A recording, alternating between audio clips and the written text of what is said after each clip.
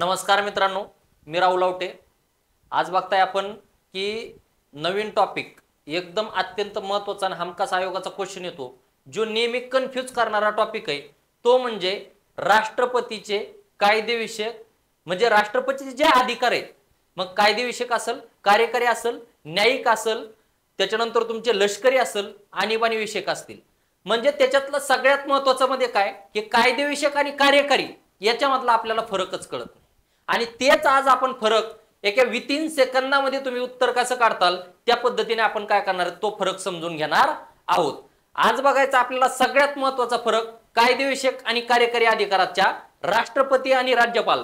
झोपेत उठून आयुष्यात कधीही वाचू नका, झोपेत उठून जरी तसा क्वेश्चन आला तर तुम्ही सोडला पाहिजे, याची गॅरंटी माझी। लक्षात बघूया आपण राष्ट्रपतीचे कायदेविषयक आणि कार्यकारीतला कसा फरक पाहायचा आहे आपल्याला। लक्षात ऍक्च्युअली सगळेच बघणार आहेत, पण कायदेविषयक आणि कार्यकारीतला फरक काय, कारण की राष्ट्रपती कार्यकारी मंडळाचा भाग म्हणून सुद्धा त्याचे काही कर्तव्य असतात आणि कायदे मंडळाचा अविभाज्य भाग म्हणून देखील त्याचे काही कर्तव्य असतात। म्हणून पण त्याच्यातला दोन्हीतला फरक कसा लक्षात ठेवायचा आपल्याला ते बघूया। आता बघा, कार्यकारी मंडळात कोण येतं? राष्ट्रपती येतं, उपराष्ट्रपती येतं, उपराष्ट्रपती, त्याच्यानंतर पंतप्रधान, मंत्रिमंडळ, त्याचं मंत्रिमंडळ, मंत्रिमंडळ आणि महान्यायवादी, महान्यायवादी। हे झालं तुमचं कार्यकारी मंडळाचे भाग। कायदे मंडळामध्ये संसद, संसद म्हणजेच एलएस म्हणजे लोकसभा आणि आरएस म्हणजे राज्यसभा। त्यालाच आपण सभागृह, दोन्हीला कॉमन एक शब्द वापरतो, सभागृह। हे रिझन काय? संसद सर्वोच्च कायदा करणारी आणि कायदे मंडळाचा भाग म्हणून जे राष्ट्रपतीला, कायदे मंडळाचा जो अविभाज्य भाग म्हणून राष्ट्रपतीला जे अधिकार असतात त्याला कायदेविषयक म्हणतो।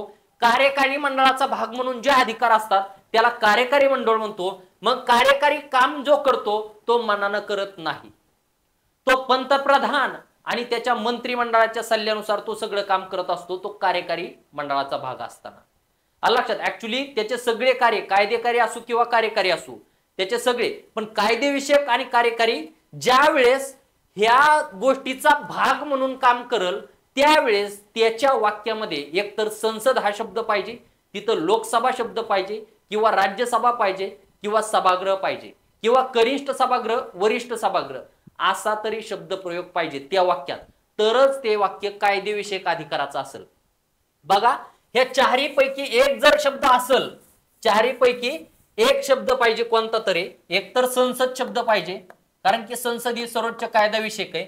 संसदेचा एक भाग म्हणून लोकसभा हा तरी शब्द त्या वाक्यात शब्द पाहिजे, लोकसभा हा तरी शब्द पाहिजे, किंवा राज्यसभा शब्द पाहिजे, राज्यसभा। आणि हे कोणते शब्द नसल तर कमीत कमी त्या वाक्यामध्ये सभागृह हा तरी शब्द पाहिजे, सभागृह। त्याला म्हणायचं राष्ट्रपतीचे कायदेविषयक अधिकार, ह्याचा भाग म्हणून। पण हे शब्द वाक्यात याच्यापैकी कोणता बी एक, मी असं नाही म्हणत की संसदच पाहिजे, लोकसभा आणि राज्यसभाच पाहिजे, किंवा सभागृहच पाहिजे, असं काही नाही। ह्या चारहीपैकी कोणता जरी एक शब्द त्या वाक्यामध्ये असेल तर तो त्याचा कायदेविषयक अधिकार झाला, कायदेविषयक अधिकार झाला। कार्यकारी अधिकार कोणता? जो ज्या वाक्यामध्ये ह्या एकही शब्द नसेल, एकही, म्हणजे संसद, लोकसभा, राज्यसभा आणि सभागृह हे एकही शब्द नसेल त्यावेळेस तो त्याचा कायदेविषयक अधिकार झाला। आता वित्तीय अधिकार म्हणजे काय? जे फायनान्स संबंधी, जे बजेट, ज्याच्यात पैशाच्या गोष्टी असतील, पैशा संबंधी गोष्टी आल्या सगळ्या की तो त्याचा वित्तीय। मग त्याच्यात हे शब्द येऊ शकतात बरं का, पण सगळ्या पैशाच्या तरतूद पाहिजे, म्हणजे अनुदानाची मागणी, अर्थसंकल्प मांडणी, वित्त आयोगाची स्थापना, वित्त म्हणजे पैसा झाला, वित्त आयोगाची स्थापना, त्याच्यानंतर त्याचं हे अनुदानाची, अनुदान म्हणजे पैसा, वित्त आयोगाला, वित्त आयोगाचं काम पैशा संबंधी, अर्थसंकल्प पैशासाठी, धनविधेयक पैसा, म्हणजे हे वित्त। आता न्यायविषयक अधिकार म्हणलं की न्याय व्यवस्था, न्यायाधीशांची नेमणूक, न्यायिक अधिकार म्हणलं की न्यायालयात नेऊन ठेवायचा। क्षमादानाचा अधिकार त्याचा न्यायिकच आहे, न्याय देण्याचं काम करतो तो, क्षमादानाचा न्यायिक अधिकार. न्यायाधीशांच्या नेमणुका न्यायिक अधिकार. कारण की ज्यावेळेस तो न्यायालय म्हणून काम करतोय, न्यायालयात जातो तो, आलं लक्षात, तो न्यायालयाचा भाग म्हणून ज्यावेळेस काम करतो तो झाला न्यायिक अधिकार. परराष्ट्र म्हणजे आंतरराष्ट्रीय लेवलला. लष्करी म्हणजे फक्त वाक्यात लष्करी शब्द पाहिजेत. आणि आणीबाणी विषयक म्हणलं की कलम 355 356. आता बघू सेम राज्यपालाचं पण असं असणार आहे. मी तुम्हाला सांगितलं की इथं आता शब्द काय पाहिजे, एकतर विधानमंडळ शब्द पाहिजे, विधानसभा शब्द पाहिजे, विधान परिषद शब्द पाहिजे किंवा सभागृह पाहिजे. तो त्याचा कायदेविषयक अधिकार असेल. राष्ट्रपतीचा आणि राज्यपालाचा कायदे अधिकार फक्त शब्द चेंज करायचे. इथं संसद आहे, इथं विधानमंडळ टाका, इथं लोकसभा, इथं विधानसभा टाका, इथं राज्यसभा, इथं विधान परिषद टाका किंवा त्याला सभागृह म्हणा. हे जर वाक्यात असेल तर तो त्याचा कायदेविषयक अधिकार झाला. आणि इतर कार्यकारी अधिकार झाले. त्याचे मंत्रिमंडळ, आता पंतप्रधानाची नेमणूक करणे, मंत्रिमंडळाची नेमणूक करणे, नेमणुका बऱ्यापैकी नेमणुका 99.99% जेवढे आयोग समित्या आहेत त्यांच्या नेमणुका बघा. आयोग आणि समित्या, नेमणुका म्हणलं कार्यकारी, राज्यपालाची नेमणूक कार्यकारी, महान्यायवादीची नेमणूक कार्यकारी, पंतप्रधान आणि त्यांच्या मंत्रिमंडळाची नेमणूक कार्यकारी अधिकार झाला. लक्षात. आता अधिवेशन बोलावणे, कशाचे अधिवेशन, संसदेचे अधिवेशन, आला संसद शब्द, हा झाला त्याचा कायदेविषयक अधिकार. आता नॉमिनेशन मध्ये पण फरक आहे. राज्यसभेवर 12 सदस्याचे नॉमिनेशन, कुठं नॉमिनेशन 12 सदस्याचे नॉमिनेशन, कुठं राज्यसभेवर. लोकसभेवर 2 अँग्लो इंडियन नेमणूक, पण कुठं काय शब्द वापरलाय, लोकसभा. इथं काय वापरला, 12 सदस्याची नेमणूक, कुठं राज्यसभा, आला का राज्यसभा, पण हा त्याचा कायदेविषयक अधिकार झाला. पण राज्यपालाची नेमणूक कुठं दिलंय का, विधानसभेवर का विधान परिषदेवर, नाही दिलेलं, त्याच्यामुळे तो कार्यकारी झाला. पंतप्रधान ऑलरेडी कार्यकारी मंडळाचा भाग आहे, त्याचं दिलंय का, लोकसभेवर पंतप्रधानाची नेमणूक, राज्यसभेवर त्याच्या मंत्रिमंडळाची नेमणूक, नाही दिलेलं, पंतप्रधान त्याचं मंत्रिमंडळ, एवढंच बोललेलं. निवडणूक आयोगाचं असेल, एमपीएससी असेल, हे म्हणजे जे गोष्टी बघतो ते झाले त्याचे कार्यकारी. ऍक्च्युअल बघू आता कार्यकारी अधिकार. आता कार्यकारी अधिकार, दुसरी गोष्ट, भारत सरकारचा सर्व कार्यकारी कारभार राष्ट्रपतीच्या नावाने चालतो. यस, राष्ट्रपती देशाचा प्रथम नागरिक आहे. संपूर्ण कार्यकारी राज्याचा राज्यपालाच्या नावाने चालत असतो, देशाचा राष्ट्रपतीच्या नावाने चालतो. राष्ट्रपती, आता हा पॉइंट, सेकंड पॉइंट महत्वाचा आहे. हे कार्यकारी अधिकार बघतो. आता याच्यात कुठं दिसलं का संसद, राज्यसभा, लोकसभा शब्द, नाही दिसला, कार्यकारी अधिकार. तिसरं, राष्ट्रपतीच्या नावाने काढलेले व अंमलात आणलेले आदेश कोणत्या पद्धतीने काढावेत याचे नियम राष्ट्रपतीच तयार करतात. हा ऍक्च्युली त्याचा कार्यकारी अधिकार पण आहे. पण इथं क्वेश्चन 2 पद्धतीने विचारला जाऊ शकतो. राष्ट्रपतीच्या नावाने काढलेले व अंमलात आणलेले आदेश कोणत्या पद्धतीने काढावे याचे नियम खालीलपैकी कोण तयार करू शकतात, पंतप्रधान, मंत्रिमंडळ, सरन्यायाधीश, स्वतः राष्ट्रपती. तर स्वतः राष्ट्रपतीच नियम तयार करतो आणि तो त्याचा कार्यकारी अधिकार आहे. राष्ट्रपतीच्या नावाने काढलेलेच नियम आणि आदेश स्वतः ते कसे काढावेत आणि अंमलात आणावेत हा त्याचा कार्यकारी अधिकार आहे आणि तो राष्ट्रपती स्वतः करतो. तिसरं, याच्यात दिसलंय का कुठं तुम्हाला संसद, राज्यसभा, लोकसभा शब्द किंवा सभागृह, नाही दिसला तर हा त्याचा कार्यकारी अधिकार झाला. संघ शासनाने कामकाज अधिक सुलभतेने चालण्यासाठी राष्ट्रपती नियम तयार करू शकतात, लक्षात. तसेच अशा कामकाजाची विभागणी मंत्र्यामध्ये करू शकतात. आता हा शब्द तिसरा पण पॉइंट महत्वाचा आहे. संघ शासनाचे कामकाज अधिक सुलभतेने चालण्यासाठी राष्ट्रपती खालीलपैकी नियम कोण करू शकतात आणि तसेच अशा कामकाजाची विभागणी मंत्र्यामध्ये कोण करू शकतो, तर राष्ट्रपतीच करतो. पण इथं दिलेलं आहे का, मंत्री आले, मंत्री हे कशाचा भाग आहेत, कार्यकारी मंडळाचा भाग आहे. म्हणजे यांचा कोणता अधिकार झाला, राष्ट्रपतीचा हा कार्यकारी अधिकार झाला. चला, आता पंतप्रधान आणि त्याच्या मंत्रिमंडळाची नेमणूक, ऍक्च्युली राष्ट्रपती पीएम ची नेमणूक करतो आणि इतर मंत्र्याची नेमणूक करताना पंतप्रधानांनी ज्या व्यक्तीचा नेमणूक करण्यासाठी सल्ला दिलाय अशाच व्यक्तीची राष्ट्रपती काय करतो, नेमणूक करतो. पण पीएमच्या सल्ल्यानुसार इतर मंत्र्याची नेमणूक होती. पीएमनी ज्या व्यक्तीला सांगितलं याला मंत्री करा त्याच व्यक्तीची नियुक्ती होती. आलं लक्षात. ही नियुक्ती कार्यकारी, आता पीएम आणि त्याचं मंत्रिमंडळ हे कार्यकारी मंडळाचा भाग आहे. ही नियुक्ती कार्यकारी अधिकार झाला. त्याचा कोणता अधिकार झाला, कार्यकारी. पुढं उच्च पदस्थ नेमणूक सांगितलंय, राज्यसभा, हे राज्यपालाची नेमणूक. राज्यपालाची नेमणूक कार्यकारी तिथं आहे का कुठं? संसद आहे, राज्य विधिमंडळ असा काही शब्द आहे का? तर नाही, म्हणून तो कार्यकारी अधिकार झाला. महाधिवक्ता, आता राज्यपालाची नेमणूक आणि राज्यपाल राष्ट्रपतीच्या मर्जीनेच पद धारण करतो. तर बघा आपण बघत आहोत, तर याच्यामध्ये राज्यपाल हा राष्ट्रपतीच्या मर्जीनच पद धारण करतो. मर्जी या शब्दाचा अर्थ काय? राष्ट्रपती केव्हाही त्याला पदावरून दूर करू शकतो. ऍक्च्युली हे पिक्चर जो आहे तो आपण ह्याच्यामध्ये राज्यपालामध्ये क्लिअर. दुसरी गोष्ट, महान्यायवादीची नेमणूक स्वतः राष्ट्रपतीच करतो, हा सुद्धा राष्ट्रपतीच्या मर्जीनेच पद धारण करतो. याचा अर्थ याच्या विरोधात तुम्हाला कोणताही ठराव मांडणे, राष्ट्रपतीने सांगितलं तुझा, राज्यपाल, राष्ट्रपती, पंतप्रधान, मंत्रिमंडळ यांना काढून टाकण्यासाठी राष्ट्रपतीला कोणालाही विचारायची गरज नाही. याला वाटलं तेव्हा त्यांना काढू शकतो, कारण की तो त्याच्या मर्जीनेच पद धारण करतात.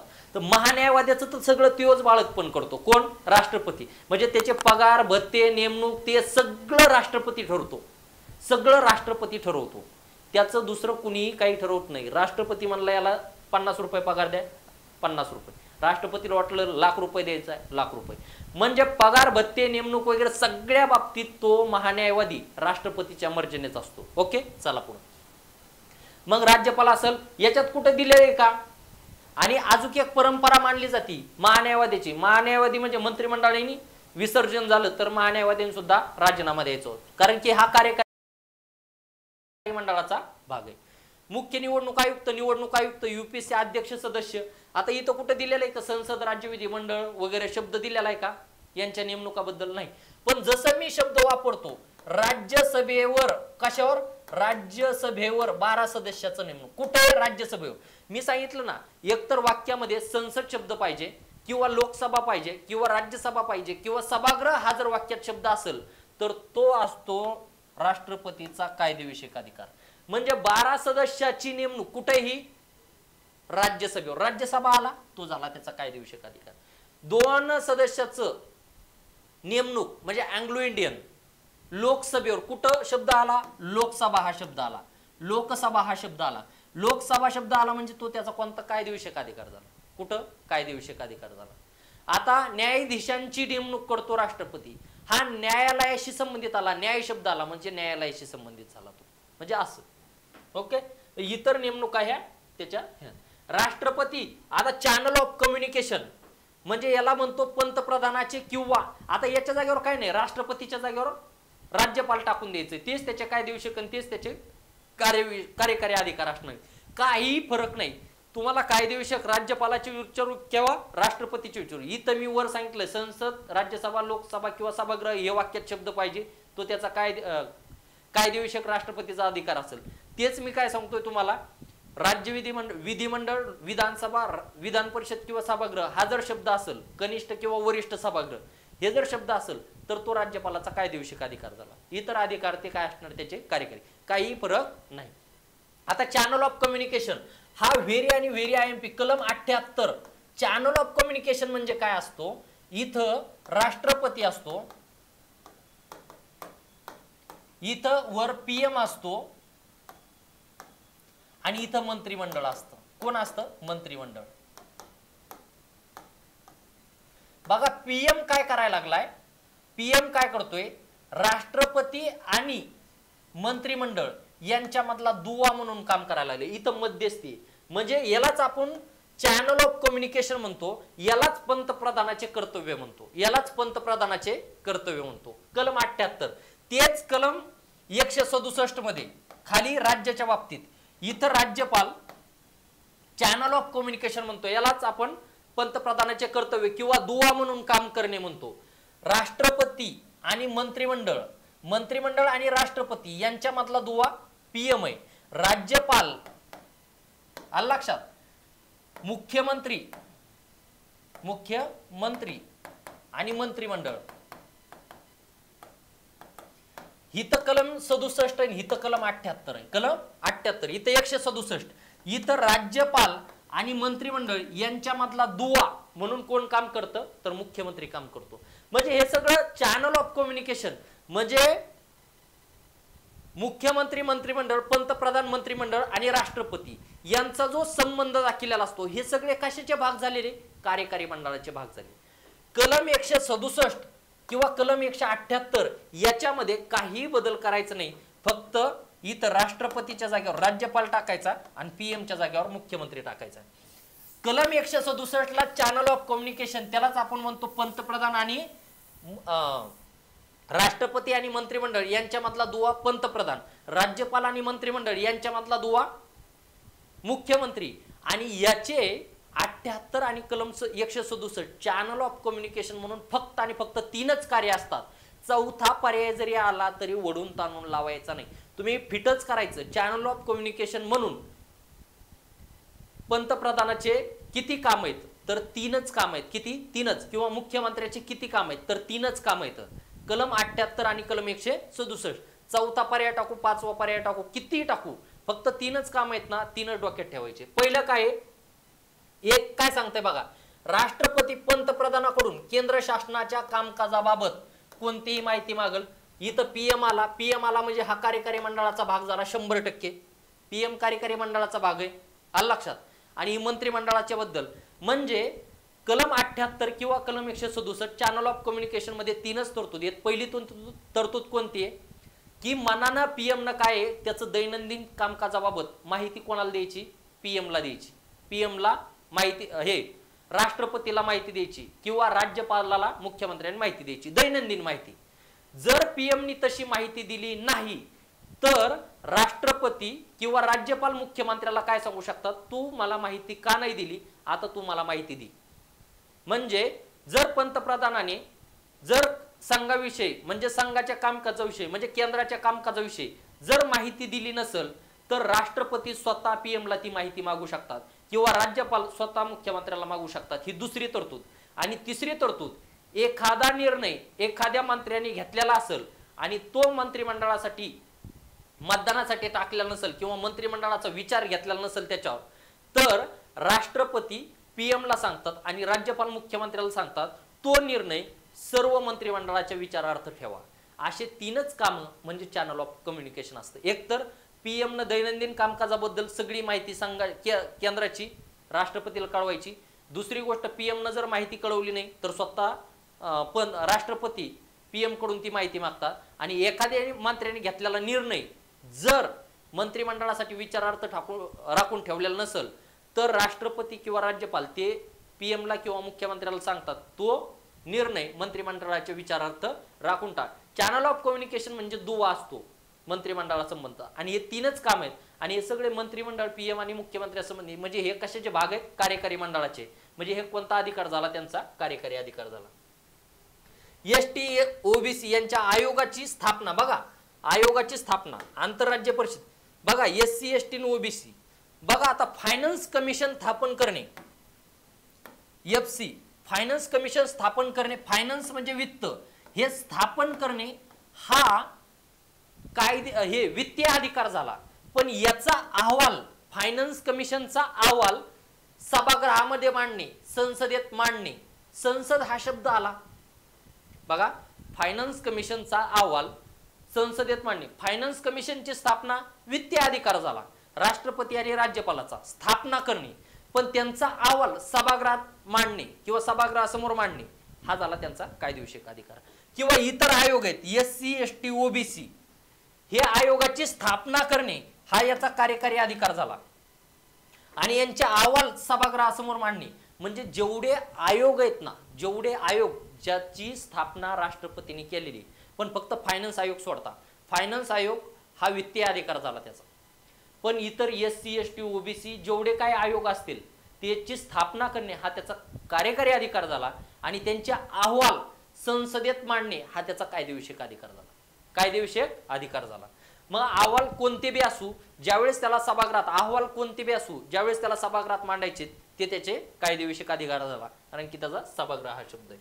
आंतरराज्य परिषदेची नियुक्ती, राष्ट्रपती त्यांनी नेमणूक केलेल्या प्रशासकाच्या साहाय्याने केंद्रशासित प्रदेशाचे प्रत्यक्ष, आता राज्यपाल असेल फक्त राज्यपालालाच केंद्रशासित प्रदेशाच्या बाबतीत गेलं की त्याला प्रशासक म्हणतो. राज्यपालाची नेमणूक कोण करतं? राष्ट्रपती, तो त्याचा कार्यकारी अधिकार आहे. प्रशासकाची नेमणूक करणे त्याचा प्रशासन पाडणे हा सुद्धा कार्यकारी अधिकार झाला. 5वी आणि 6वी अनुसूची यांच्याबाबत प्रशासन पाडणे हा त्याचा कार्यकारी अधिकार झाला. आणि कायदेविषयक अधिकार मी तुम्हाला सांगितलं. आता काय आहे, राष्ट्रपती हे संसदेचे अविभाज्य भाग आहेत. याच्या अवघणी पर्यायामध्ये काय पाहिजे, एकतर संसद पाहिजे, लोकसभा पाहिजे, राज्यसभा पाहिजे किंवा सभागृह शब्द पाहिजे, तर तो त्याचा कायदेविषयक अधिकार असेल. बघू आता, संसदेचे अधिवेशन बोलवले. आलं का संसद हा शब्द? काय बोलवणे? संसदेचे अधिवेशन बोलवणे आणि स्थगित करणे. बघा, स्थगित करणे हा काय झाला? कायदेविषयक अधिकार झाला. चला पुढे. पंतप्रधानाच्या सल्ल्याने काय विसर्जित करणे? लोकसभा. आला का लोकसभा शब्द? लोकसभा विसर्जित करणे कोणाच्या सल्ल्याने? पीएमच्या. पण इथं काय शब्द आला? लोकसभा आला. म्हणजे हा काय झाला? त्याचा कायदेविषयक अधिकार झाला. पुढे चला. संसदेच्या दोन्ही सभागृहाची संयुक्त बैठक बोलवणे. आपण सध्या फक्त एवढंच बघत होतं की कायदेविषयक कोणता कार्यकारी. आता संयुक्त बैठक बोलवणे कशाची? दोन्ही सभागृहाची. दोन्ही कोणते? लोकसभा आणि राज्यसभा ह्यांची काय संयुक्त बैठक बोलवणे. काय झाले रे? आलं का इथं? संसदेच्या दोन्ही सभागृह, एकतर दोन्ही सभागृह पण आलं, संसद. कोणता अधिकार झाला? संयुक्त बैठक. कायदेविषयक अधिकार झाला. चला पुढे बघा. पुढे आता त्याच्यानंतर बघा, त्याच्यानंतर प्रत्येक सार्वत्रिक निवडणुकीनंतरच्या पहिल्या अधिवेशनाच्या, बघा काय सांगतं, प्रत्येक सार्वत्रिक निवडणुकीच्या पहिल्या अधिवेशनाच्या सुरुवातीला राष्ट्रपती संसदेसमोर आलं. हे संसद अधिवेशन कोणाचं भरतं? संसदेचं. लोकसभा, राज्यसभा. संसदेचं, राज्य विधिमंडळाचं अधिवेशन, संसदेचं अधिवेशन. अधिवेशन म्हणलं की संसदेचं अभिभाषण करणे, हा त्याचा कायदेविषयक आला. संसद आलं. दरवर्षीच्या प्रत्येक अधिवेशनाच्या नाही, कारण की वर्षात किती अधिवेशन होतात? 3 अधिवेशन होतात. पण एकाच वर्षाची सुरुवात ज्या अधिवेशनाने होते त्याच अधिवेशनाची सुरुवातीला अभिभाषण करतात. इतर अधिवेशनाच्या सुरुवातीला अभिभाषण करत नाही. म्हणजे प्रत्येक अधिवेशनाच्या नाही, तर दरवर्षी हा शब्द पाहिजे. दरवर्षी नाही, प्रत्येक. आयोग काय करतं? प्रत्येक अधिवेशनाची सुरुवात राष्ट्रपतीच्या अभिभाषणाने होते, तर चूक आहे. तर दरवर्षीच्या संसदेच्या पहिल्या अधिवेशनात सुरुवात राष्ट्रपतीच्या अधिवेशनच कशात असते? संसद. म्हणजे अभिभाषण करणे हा त्याचा कोणता अधिकार आहे? कायदेविषयक अधिकार आहे. चला पुढे. राष्ट्रपती संसदेच्या सभागृहाकडे संसदेत प्रलंबित असलेले किंवा इतर कोणत्याही बाबीबद्दल संदेश पाठवणे. आलं का? संसदेच्या सभागृहाकडे संदेश पाठवणे कशासाठी? प्रलंबित विधेयकासाठी. आलं का? संसद हा शब्द हा झाला कायदेविषयक अधिकार. चला पुढे. राष्ट्रपती लोकसभेचे अध्यक्ष व उपाध्यक्ष दोघांची पद रिक्त असेल. कोणाचे? लोकसभेचे अध्यक्ष उपाध्यक्ष. हे पण नेमणूक आली, पण कोणाची नेमणूक आहे? ही लोकसभा राज्यसभा आलं. जर पद रिक्त असेल, बघा, गैरहजर असणे आणि पद रिक्त असणे याच्यात फरक आहे. ज्यावेळेस गैरहजर असतात अध्यक्ष आणि उपाध्यक्ष, स्पीकर आणि डेप्युटी स्पीकर, तर त्यावेळेस पॅनल हे एक पॅनल असतं त्यांचं, ते पॅनल मधून एकाची नेमणूक केलेली असते. पण जर पद रिक्त असेल तर राष्ट्रपती अध्यक्ष म्हणून एकाची नेमणूक करतात. बघा ह्याच्यात फरक आहे. गैरहजर असेल तर पॅनल मधून एकाची नेमणूक केली जाते, ज्येष्ठ सदस्याची, आणि पद रिक्त असेल तर राष्ट्रपती नेमणूक करतात. याच्यात दोन्हीत फरक आहे आणि आयोग हाच क्वेश्चन विचारतं. मग हा इथं आला का लोकसभा हा शब्द? पद रिक्त असल्यावर लोकसभा किंवा राज्यसभा वगैरे हे यांच्या पॅनल नाही, तर राष्ट्रपती काय करतात? नेमणूक करतात. म्हणून हा त्याचा कायदेविषयक अधिकार झाला. चला पुढे. राष्ट्रपती राज्यसभेवर साहित्य. कुठं? राज्यसभेवर. राज्यसभा 12 सदस्याची नेमणूक हा कोणता अधिकार झाला? कायदेविषयक. लोकसभेवर 2 अँग्लो. लोकसभा हा शब्द आला. मी सांगितलं संसद, लोकसभा, राज्यसभा किंवा सभागृह हे शब्द असेल तर तो त्याचा कायदेविषयक अधिकार. चला पुढे. राष्ट्रपती अँग्लो इंडियन लोकसभेवर. कुठं? संसदेवर नाही. आयोग इथं संसद वापरतो, कारण की संसदेमध्ये राज्यसभा आणि लोकसभा दोन्ही येतं. अँग्लो इंडियनची नेमणूक नेहमी लोकसभेवर असते. लोकसभा शब्द आला कायदेविषयक. राष्ट्रपती संसद सदस्याच्या अपात्रतेविषयी निवडणूक आयोगाच्या सल्ल्याने निर्णय देतात. यस, कोणाचे अपात्रता आहे? संसद सदस्य. हा कोणता झाला? त्याचा कायदेविषयक अधिकार झाला. आणि सल्ला कोणाचा घेतात? निवडणूक आयोगाचा सल्ला घेतात. चला पुढे. काही प्रकारचे विधेयक संसदेत मांडण्यासाठी पूर्वसंमती आवश्यक असते. यस, संसदेत मांडण्यासाठी विधेयकाला पूर्वसंमती. कुठं? संसदेत मांडण्यासाठी हा त्याचा कायदेविषयक अधिकार झाला. ओके, चला मग उदाहरणार्थ भारताच्या संचित निधीतून करायचा खर्च विधेयक असेल तर, आणि नवीन राज्याची निर्मिती किंवा राज्याच्या सीमामध्ये बदल करणारं विधेयक असेल तर. राष्ट्रपतींनी विधेयकाच्या बाबतीत प्राप्त नकाराधिकार. यस, कशाच्या बाबतीत? विधेयकाच्या बाबतीत प्राप्त नकाराधिकार. कोणतेही विधेयक राष्ट्रपतीच्या संमतीशिवाय कायद्यात रूपांतरित होऊ शकत नाही. नकाराधिकार जे आहेत राष्ट्रपतीला ते त्याचे कायदेविषयक. कारण की नकाराधिकार कशाच्या बाबतीत आहेत? विधेयकाच्या बाबतीत. कोणत्या विधेयकाच्या बाबतीत? संसदीय विधेयक असतात त्याच्या बाबतीत. आलं लक्षात? संसदेच्या दोन्ही सभागृहाने विधेयक संमत केल्यानंतर ते राष्ट्रपतीकडे संमतीसाठी सादर केले जाते. आलं लक्षात? ते धनविधेयक वगैरे. म्हणजे राष्ट्रपतीचे नकाराधिकार विधेयकाबद्दल तो कोणता अधिकार झाला? कायदेविषयक अधिकार. चला पुढे. संसदेने ते विधेयक सुधारणेसह किंवा त्याविना पुन्हा पारित केले आणि राष्ट्रपतीकडे ते नंतर बघून घेऊ आपण. त्याच्यानंतर संसदेचे अधिवेशन सुरू नसल्यास अध्यादेश काढणे. अध्यादेश काढणे हा त्याचा कोणता अधिकार झाला? कायदेविषयक. का कायदेविषयक म्हणतो? तर संसदेचे अधिवेशन नसेल तर दोन्हीपैकी कोणत्याही एक सभागृह, कारण की अध्यादेश म्हणजे अत्यंत तातडीची परिस्थिती असते, अत्यंत अनुकूल परिस्थिती असते, अनुकूलच म्हणतो, अत्यंत प्रतिकूल परिस्थिती असते. अशा परिस्थितीतच राष्ट्रपती अध्यादेश काढतात. अशा विषयावर काढतात जिथं संसदेला कायदा करण्याचा अधिकार. ऍक्च्युली हा म्हणजे कायदाच आहे, फक्त हा समविस्ताराचा कायदा असतो. म्हणून अध्यादेश हा त्याचा कायदेविषयक अधिकार आहे कलम 123 नुसार. त्याच्यानंतर अहवाल कोणते बी असू, अहवाल ज्यावेळेस तो सभागृहात मांडतो, कुठं मांडतो? सभागृहामध्ये. हे काय? अहवाल संसदेसमोर मांडणे. संसदेसमोर मांडणे म्हणजे अहवाल कोणते असू, कॅगचे असू, UPSC असू, MPSC असू, वित्त आयोग असू. आलं लक्षात? कोणतेही अहवाल असू, फायनान्स कमिशनचा अहवाल असू, अहवाल SC ST OBCचा अहवाल असू, अहवाल कोणताही असू, तिथं संसद हा शब्द आलाय, संसदेत मांडतो, तो त्याचा कायदेविषयक अधिकार. ओके. राष्ट्रपतींना कलम 240 अन्वये केंद्रशासित प्रदेशामध्ये शांतता, विकास, सुशासन यांचा नियम तयार करण्याचा अधिकार. तर अंदमान निकोबार बेट, लक्षद्वीप, दादरा नगर हवेली, दमण दीव व पुदुच्चेरी. मात्र पुदुच्चेरीच्या बाबतीत कलम 240 नुसार शांतता आणि सुव्यवस्था राखण्यासाठी काय किंवा तिथलं सुशासन करण्यासाठी राष्ट्रपतीला नियम तयार करण्याचा अधिकार दिलाय. ते बी कुठं? अंदमान निकोबार, लक्षद्वीप, दादरा नगर हवेली, दमण दीव आणि पुदुच्चेरी. पण पुदुच्चेरीच्या बाबतीत राष्ट्रपती सुशासन आणि नियम केव्हा करत नाही किंवा केव्हा करतो? ज्यावेळेस त्यांची विधानसभा विसर्जित झालेली असते त्यावेळेसच त्याला सुशासन आणि नियम करण्याचा अधिकार आहे पुदुच्चेरीच्या बाबतीत. आलं लक्षात? आणि ज्यावेळेस त्यांची विधानसभा तिथं काम करत असते त्यावेळेस तो त्यांचा अधिकार नसतो. ओके. सुशासन कलम 240 नुसार कायदेविषयक अधिकार आहे. वित्तीय अधिकार पैशासंबंधी सांगितलेलं आहे. धन विधेयक राष्ट्रपतीच्या पूर्वसंमतीने लोकसभेमध्ये. आलं लक्षात? संसदेत धन हा पैसा आला. संसदेत अर्थसंकल्प मांडणे. इथं तुम्ही मानताना आता लोकसभा पण शब्द आहे, संसद पण शब्द आहे, पण इथं पैशाची संबंधित तरतुदी आहे. ध्यानात ठेवा बघा, पैशाच्या संबंधित तरतुदी आहेत. धन विधेयक मांडणे, अर्थसंकल्प मांडण्याची व्यवस्था, अनुदान हा शब्द आला, आकस्मिक निधी शब्द आला, फायनान्स कमिशनची स्थापना. बघा, फायनान्स कमिशनची स्थापना त्याचा वित्तीय अधिकार आहे, पण फायनान्स कमिशनचा अहवाल सभागृहात मांडणे तो त्याचा कायदेविषयक अधिकार आहे. बघा, फायनान्स कमिशनचा अहवाल सभागृहात मांडणे त्याचा कायदेविषयक अधिकार आहे. बाकीचे धन विधेयक, अर्थसंकल्प, अनुदान, आकस्मिक निधी, फायनान्स कमिशनची स्थापना 5 अधिकार त्याचे वित्तीय येतात. सेम तसंच राज्यपालाच्या बाबतीत. न्यायविषयक मी तुम्हाला सांगितलेलं, ज्यावेळेस न्यायाधीश म्हणजे त्याला न्यायिक बाजूच्या गोष्टी येतात, म्हणजे सुप्रीम कोर्ट आणि हायकोर्टाच्या न्यायाधीशाच्या नेमणुका, कुणाच्या? न्यायाधीश म्हणजे न्यायिक अधिकार झाला.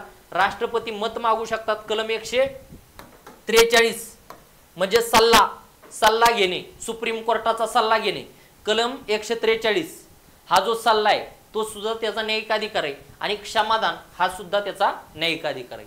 त्याच्यानंतर परराष्ट्र विषयक अधिकार, आंतरराष्ट्रीय लेवलला ज्यावेळेस जातात, दोन देशाचा ज्यावेळेस संबंध आहे, आपला देशाचा आणि इतर देशात ज्यावेळेस संबंध आहे, तो त्याचा न्यायविषयक. आंतरराष्ट्रीय तह करार, भारताचे राजदूत, राजनैतिक अधिकारी, राष्ट्रपतीच्या नावाने नेमणुका, परदेशी राजदूत, राजनैतिक अधिकारी मान्यता, हे जे असेल ते परराष्ट्र विषयक. पण सगळ्यात जास्त आतापर्यंत आपल्याला कन्फ्यूज काय होत होतं, तर कायदेविषयक आणि कार्यकारी अधिकारामधला फरक आपल्याला कळत नव्हता.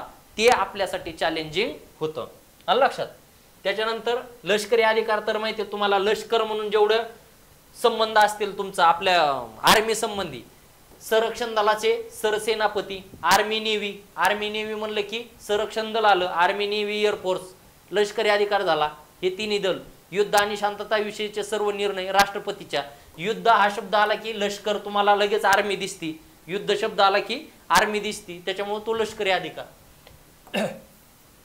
आणीबाणी कलम 352, 360, 356, 360 घोषणा करणे हा त्याचा आणीबाणी विषयक अधिकार. आलं लक्षात. अशा प्रकारे आपण राष्ट्रपतीचे सगळ्यात महत्वाचं चॅलेंजिंग आहे आपल्यात राष्ट्रपतीचे कायदेविषयक आणि कार्यकारी अधिकार, याच्यामधला फरक समजत नाही आणि ते एकदम बेस्टपणे आपण काय केलेलं आहे समजून घेण्याचा प्रयत्न केलेला आहे. मित्रांनो, व्हिडिओ आवडला असेल तर त्याला काय करा, लाईक करा, सबस्क्राईब करा आणि मित्रांबरोबर शेअर करीत चला आणि कमेंट पण करत चला, जेणेकरून मला तुम्हाला काय करता येईल, तुमच्या कमेंटमुळं मला अजून त्याच्यामध्ये जास्तीत जास्त सुधारणा करता येईल. आलं लक्षात. थांबूया आपण इथं. जय हिंद, जय महाराष्ट्र.